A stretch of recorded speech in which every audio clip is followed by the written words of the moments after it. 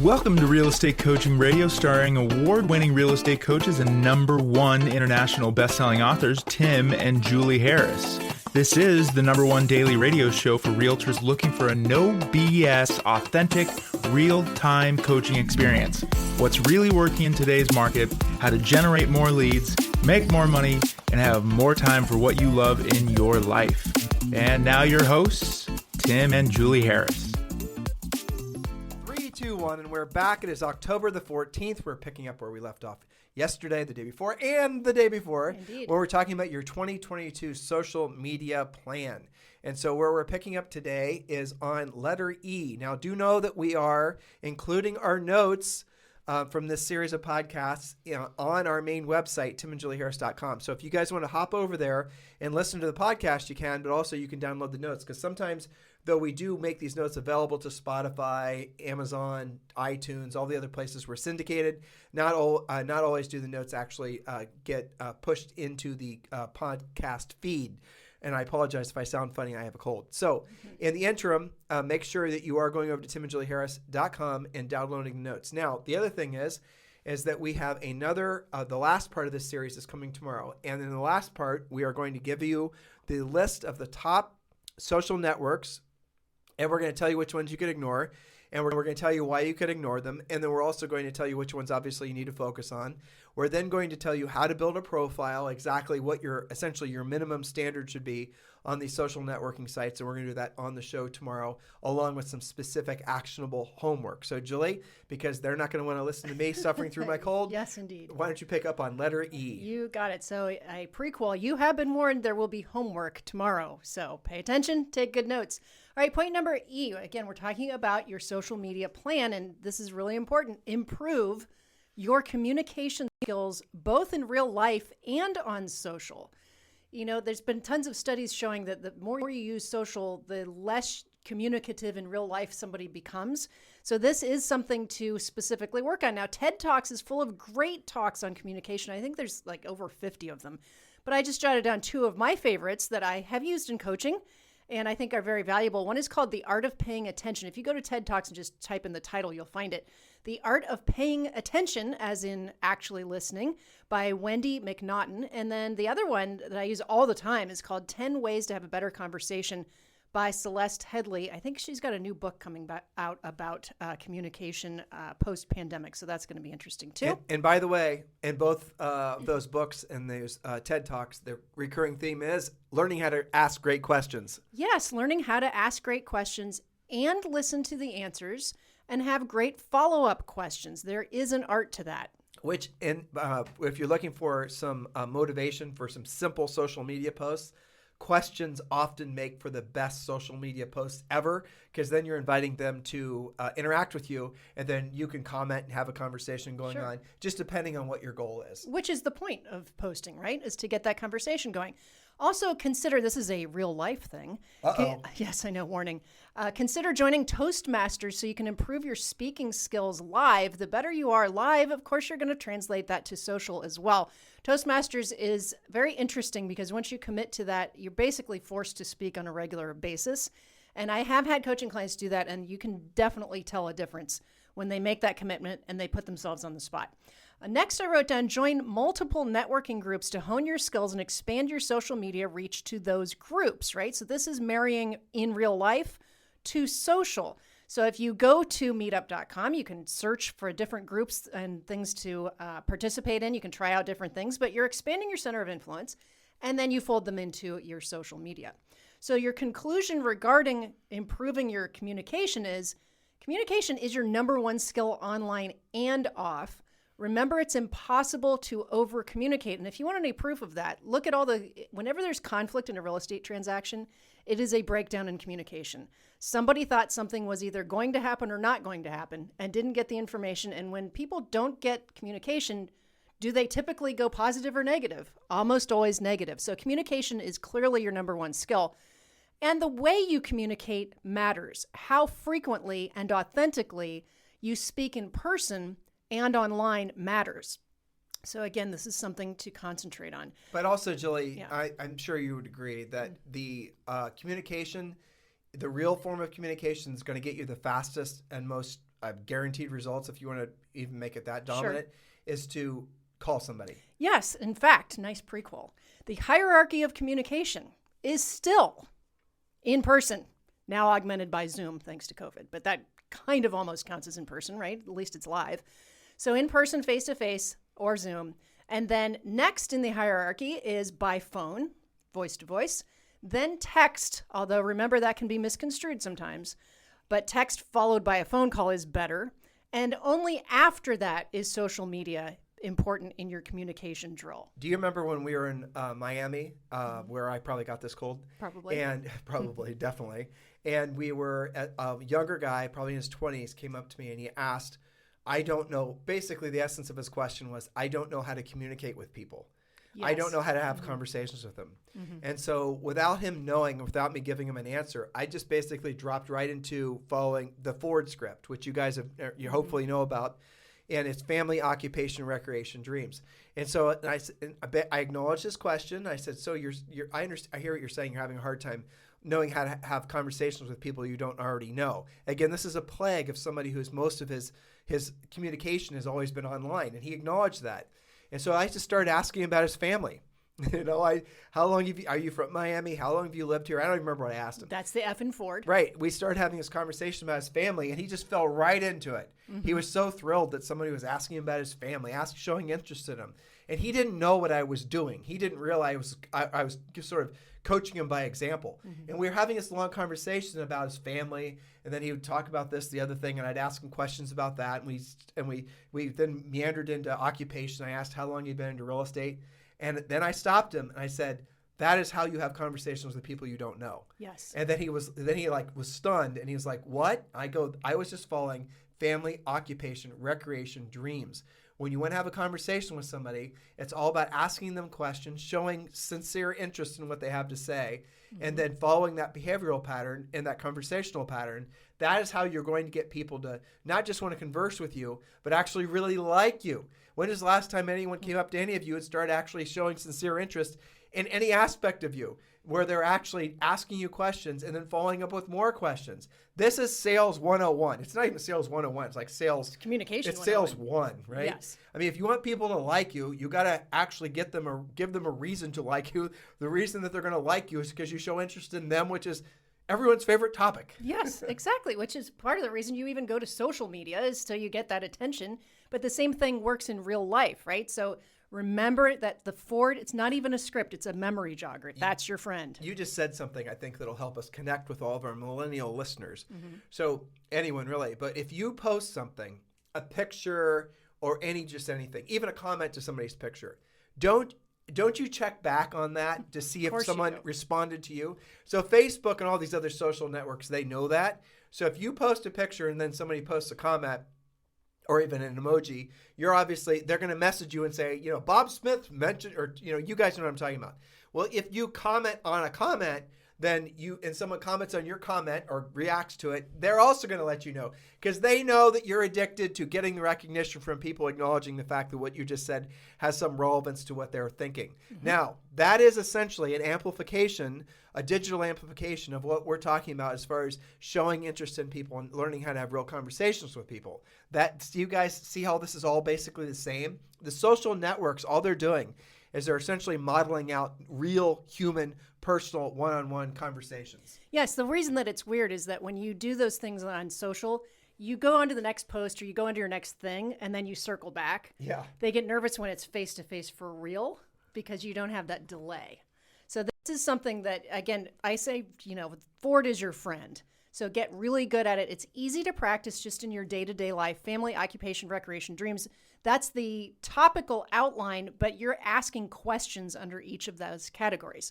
So don't convince yourself that social media is by itself a lead generation spoke. It's for supporting proactive lead generation, nurturing your relationships, and expanding your reach. So that was a fairly concise point about getting your communication game on. There's a lot of different ways to improve upon that. You should read that again, because that really is the most important point of all of our 4 days worth of podcasts on this topic. Okay, so don't convince yourself that social media is a lead generation spoke in and of itself. It's for supporting your proactive lead generation, nurturing your relationships, and expanding your reach. That's what it's for. Social media is not going to win you an expired listing or an unrepresented owner, aka FSBO. Social media is not going to actually do the heavy lifting of real estate. That's where you have a skills-based, proactive approach to your lead generation. Be clear about that. Don't think you can somehow schmooze your way into being successful through creating this illusion of you being successful in social media, and somehow that's going to translate to real life beyond just basically, pictures on some Facebook site that you don't even own, right? What you really want to do is you want to use it just like Julie just said, where you're using the social to enhance your real life proactive lead generation. Well, so an example of that would be noticing that maybe a past client posted something online. Maybe their kid just won an award doing something in sports, for example. All right, so you notice that online, but you're with them tomorrow having coffee in person. You mention, gosh, Bob did such a great job at that soccer tournament. I noticed that. Tell me more about that. You see how you can make them related to each other. So next part, and again, we're looking at the pieces and parts of all of your social network program that you're going to follow. What do you have to get good at for it to matter, for it to actually give back to you? So this is part 2, your writing. Yes, I said your actual writing skills. Part A, how well you write affects all forms of social media. And here's a quote from Sprout Social. The best social media managers are excellent copywriters and sparkling digital conversationalists who not only embody but enhance the brand's presence. From attention-grabbing ad copy to witty social banter, you should know how to write concise copy that elicits emotion from your audience. Now, this is where agents and brokers start to consider hiring a social media manager, because that was a lot in one sentence. Let me edit some of that. And I obviously that's important, right? Yes, but that's a lot. But not tripping over. Right. I don't think most agents are going to take the time to learn how to be copywriters. My point. I know you're getting to the next point too. Yeah. But I also go as far as to say what matters now is definitely good copy, but what matters even more than that are good pictures. And not even great pictures. Like, you guys know probably that Facebook came out with this wearable glasses. They're made by Ray-Ban. I forget what they're called all of a sudden. They started selling them just like the other day. I remember Facebook Stories, Facebook Ray-Ban Stories. You guys need to Google that. And what they are is they're wearable, very cool looking glasses. They don't make you look like something from a bad Star Trek. And they have cameras built in. And these cameras make it so you can take pictures, you can listen to podcasts, you can take and receive phone calls, you can take videos. So what you're going to see is a proliferation, and Apple's coming out with similar technology called Apple Glass. You can assume the new thing is going to be, it's definitely going to be a wearable glasses and prescription lenses. You're going to be able to put them in, sunglasses. And that's without having to mess with your phone, right? Exactly. And so what they're doing, and the reason this is going to have mass adoption fast, is because right now when you want to take a video, there's your phone, and what you're videotaping. With this new essential technology, what's going to allow you to do, obviously, is just wear glasses, wear sunglasses or prescription glasses like Julie and I. You click a button, and now you're videotaping. So what I think is going to happen, and it only makes sense, is that you're going to see enormous amount of content being created that's less precise, that's less well done, that's more essentially real world. And that's where all this videoing and picturing is going to go. So if you're not somebody who wants to learn how to make perfect pictures and do perfect filters and all the rest, touch-ups and all the rest of it, guess what? You're basically are in the right place at the right time, because the new wave is clearly going to be for essentially people taking real-life footage that's not manicured and not super polished, right? And people like that. I mean, if you look at what people do respond to, it's those sort of off-the-cuff, real-world, caught in action. And like when we got Zoe's ears pierced, right? Yeah. And we posted a series of pictures where she was progressing through every emotion known to humans, right?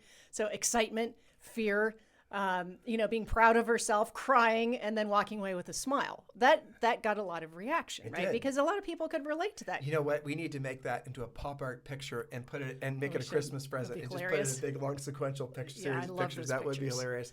But yes, so that again, here's the reason we're telling you this. This is good news. If you're like Julie and I, and you don't want to take a lot of time worrying about every little nuanced thing in your pictures, it's good, because now just start with this new technology, with basically how all the stuff is evolving. You're going to see that essentially it's just about posting content. It's going to be you walking on a bike path. It's going to be you going through an open house. It doesn't have to be about you trying to be some sort of overly produced social media influencer type. That is, it seems to me, because you're going to see more content being produced, which is less formal. The overproduced stuff is going to start being pushed by the wayside and being seen for what it mostly is, which is fakery. Yes, and a little boring in comparison too. Totally. So let's apply that to writing. You don't have to hire a copywriter. You don't have to, have a social media manager to improve upon your own writing. Some easy ways to improve, but like all worthwhile things, it does take a bit of work and consistent practice. Now, these are things that we use fairly consistently. Probably the most prominent one is Grammarly.com. It's really a good writing assistant to just help you clean up your basic skills. Most of that is grammar, some of it's punctuation. There's another one that I use called Grammar Girl that shows you what's correct and why, so you can stop making the same mistakes. It's not grammargirl.com, because I think when she started it, she didn't think it was going to be so big. It's actually called quickanddirtytips.com/grammargirl. But you guys will find it if you Google it. Just Google it, yeah. And then there's one called writerscollegeblog.com. They talk about different writing techniques there. And masterclass.com, I think this is really interesting to kind of expand upon your typical writing skills. Famous and celebrated authors teach their craft. So maybe you like a particular author. Masterclass has so many really cool things where they just go and they'll have like a 7-part session about how to write a story or how to tell a story, or how to do a great, short post on something. So those are pretty interesting to watch. Next, just read more. Read a variety of writing, not just headlines and real estate articles, but other forms to improve your sentence structure, your flow, your spelling, and your punctuation. Ultimately, the sites we mentioned will clean up your writing, but they don't fix issues like content and flow. So I hope you guys aren't listening to what Julie's saying, thinking somehow you need to become copywriters, let alone copy editors. These are just helpers, basically. Like when I heard Julie's last point, here's what I was thinking. I would consider this. You've just read a great article, and opposed to writing an article about the article, or, why don't you just videotape a quick videotape of you talking about the article and why you liked it, and post that. That's simple, right? That's something everybody can do. And most of you, and all of you, are going to be better at talking than you're going to be at writing. Exactly. So even after working on your writing, there's still an art to the social media post. Then here's some specifics from Social Media Today. They study this stuff. Making your content and posts easy to read. They recommend that you write at about an 8th grade reading level. So don't overly flower it up. Using headings, bullets, and lists wherever possible to make your content or posts easier to scan. You might notice that we usually talk in bullet points or labeled points. And we consistently write at about a 5th grade level. Usually. Keeping paragraphs to only 2 or 3 sentences. Being as succinct as possible when writing on your topic, and telling a story using pictures, to your point, and video whenever possible. So last but not least, on some but not all of your posts, you'll want to use a CTA, a call to action. This is where you actually ask your reader or listener to do something. If you have no CTA, the reader just says to themselves, well, that was nice, and they keep scrolling. So for example, you can motivate your audience to take actions with some CTAs, like asking them to like or share your social media posts, ask a question they can answer. You talked about that at the top of this podcast. Ask a question they can answer in the comments, get them participating. Direct them to another piece of content. You can send them to a landing page. You can direct them to your website. You can even give them, your mobile phone. So you have to actually, pick up your phone and talk into it. We do. Yeah. Get them to subscribe to your newsletter, perhaps. Ask them to connect with you on other social media channels. What was it? What were we doing early in January? The app where it was like a live, I can't think of the name of it now. Oh, I know what you're talking about. Not the Clubhouse. Clubhouse. God, I couldn't think of the name of it. But Clubhouse is even getting surpassed by this new app called Call-In, by the way. Yeah, but what do people do? They have a live conversation. They say, find me on Instagram or find me on Facebook. Right. They're tying it together. So that's a CTA to keep the conversation going. Not having your CTAs, again, will result in maybe they like it, but you might never know that they even did. But on social, here's the thing. The content, again, Julie's giving you some very specific things with regards to those of you who want to learn how to be really efficient writers. But even if you don't want to be an efficient writer, write to an 8th grade level. But it's essentially the nature of the content that you created. We gave you a very specific formula, giving you ideas, mostly content about your real estate business, and then you supplement it with personal stuff. And you'll see 9 times out of 10, it's the personal stuff that's going to get the reaction. Well, the way to move all of that forward is start making all of your posting short videos where you're ending the video with a question, or half of it like that. And then you'll start seeing that people are going to start watching your little videos. It's not going to require more than 15 or 20 seconds of their time.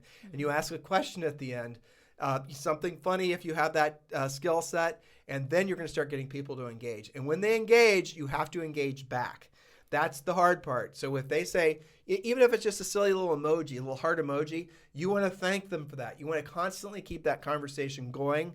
And those conversations will sometimes, like if it's, that could lead to a center of influence past client type relationship. That could hypothetically lead to a conversation. Now they see that obviously you're selling real estate. All your posts are about selling real estate. They're going to maybe consider you for an opportunity to list their house. Maybe they've seen you've been active in the marketplace. How about this? What if they see that you're specializing in selling houses that are the old thing that Julie and I used to say, which definitely works with expired listings, is sometimes the best homes don't sell. Let us tell you why. Yes. Or sometimes the best great. homes don't sell. Let us tell you the top 3 reasons why. And then we'd give them a CTA. And the CTA we use, obviously, you guys know, is asking people to text us. And when they text, we'll send them back a link to download a particular white paper or article, or maybe, hey, guess what? A little short video. Or, you could also actually call them. Well, exactly. But you got to, obviously close the loop with the CTA and then follow up with a phone call. To her point, all of it is predicated on a phone call. Do not just create leads and put them in a drip system and think that's going to basically be the home run. You have to call. Calling ultimately is going to be the thing that results in the transaction. If all you do is put them in a follow-up campaign, you've got to realize, just assume that's going to be inefficient, if not ineffective, to the point of not worth doing it in the first place. Yeah, I remember on one of our previous podcasts, one of the number one reasons that people will unfollow you is lack of response. Yep. Where they like your stuff, they're trying to engage you, but they never hear back from you, and then you barrage them with some campaign. That kind of pisses people off. It does. It's better to actually communicate. So when you're going to go, making the commitment to have a social media plan, you're going to also make a commitment to follow up. And maybe it goes from the post to a text and then a call, and then you close the loop. But you don't have to go directly to the call, but you should at least respond. Well, this is the reason that we, again, 3 days ago, we're telling them, don't try to be mass communicators. Yeah. Try to be targeted communicators. Try to, don't create I'll give you guys a perfect example. Julie's got a private Facebook page that she invites you to be part of. How many people do you have on there? Like 200? Yeah, 2 something. And we have this Facebook page that Julie and I started back basically when Facebook went live, and we're maxed out at 5,000. It's a personal page. The personal page, we put up mostly commercial posts, and it gets virtually no interaction. Julie's personal page gets interaction out the wazoo. And that just goes to show that people, and she doesn't put any commercial posts on there. You don't ever talk about real estate or coaching. Maybe 1 out of 100 if we're doing something fun. Yeah, I mean, but I, on that page, I want to make sure I know all 230 some people that are on there. Like if I run into them at the school pickup, I don't want to be like, have them say something they saw and I don't have any clue who they are. Yep. So to your point of keeping it small and polished and, a little bit more personal. But see, what happened was when Facebook started, we were figuring out how to use it. And like I said, we're like Facebook user number 14. But the way Julie's using her personal page is the way, if, we were selling real estate again, that's how we would be using our real estate personal page that was basically 50% personal and 50% about how we can help them with their real estate needs based on, here's a house we just sold, maybe a testimonial, walking through a house with a buyer who's excited that they just won the contract. Yeah, linking it all together in kind of a personal type of way. But that's the way to do it. Now, I want to, again, remember, this is optional. Yes. All this social media stuff is optional. You don't have to do any of it if you don't want to. No. This series of podcasts are for those of you who do. And for those of you who don't want to waste a lot of time, trying to figure out how to do it. Now, tomorrow, we're going to tell you the sites, all the top social networking sites. And then we're going to tell you which ones to care about, of which maybe there's 5, but truthfully, there's only 3. And then we're going to tell you about how to set up a profile. And we're going to tell you what to say, how to say it, and how to link everything together. And then also, we're going to tell you how to use different software to make it so you only have to post on one website, one social network, and then it automatically distributes to all the other ones, so you don't have to basically be clicking off and clicking on and wasting a whole bunch of time. And this is something you can delegate. But if you're already thinking, I'm going to start all of this and then I'm going to delegate it, I'll suggest you not doing it in the first place because you've missed all the previous 4 days with the points. Yep. Yeah. So don't do it. If your solution is, I'm just going to hire somebody to do it for me, it's going to come off impersonal. Well, you're shaking your head. What do you think? I'm thinking, you're not only will it be impersonal, but you might actually harm yourself. Yep. Because think about how hard it is to hire somebody that's going to actually be your avatar in such a way that communicates to people that you're friends with and past clients and all of that. I would agree with you. If your first thought is I'm going to hire it out, then I would skip it. Yeah, that's true. Oh, and I want to we do have a new sponsor for the podcast. Oh. It is BetterHelp. And we're just reading this for the first time. We have a script they want us to read. But basically, BetterHelp is a counseling service where people can actually go to the website and they can choose a counselor. And these are all licensed professionals. I believe they're all in 50 states. But so shout out to BetterHelp. We appreciate you being a sponsor of this podcast. And you can read this. Julie and I are going to be working on this commercial a little bit later today. Pretty interesting. Yes, I think it looks great. I love the fact that they are choosing us to run their ads on our website. They must know that a lot of agents need a lot of psychological help. It could be that. Or maybe they've listened to our podcast and they think we need the psychological help. Yes, it's probably us too. Probably. So listen, guys, thank you for continuing to make this #1 listen to daily podcast for real estate professionals in at least the United States. We're listened to in over 61 different countries. This podcast has had, believe it or not, 20 million downloads. Our book continues to be a bestseller, not just online at Amazon, whatnot, but also in live bookstores, which, by the way, go get your copy of Harris Rules at Barnes & Noble. It's sitting there waiting for you. And while you're there, go to their coffee shop and have a conversation with somebody about listing or working with them on the buy side of selling real estate. If you guys would like to talk with Julie and I about being sponsored by us at eXp Realty, it would be our honor and our privilege to help you move over to eXp Realty. And of course, we'd love to sponsor you. Assuming you have not already selected someone to be your sponsor, please do consider Julie and I. We are formally applying for the job of being your eXp sponsor. And we've made it super simple for you. You can text me directly at 512-758-0206, 512-758-0206. In the meantime, you guys have a fantastic day, and we'll talk with you on the show tomorrow. This podcast is a part of the C-Suite Radio Network. For more top business podcasts, visit c-suiteradio.com.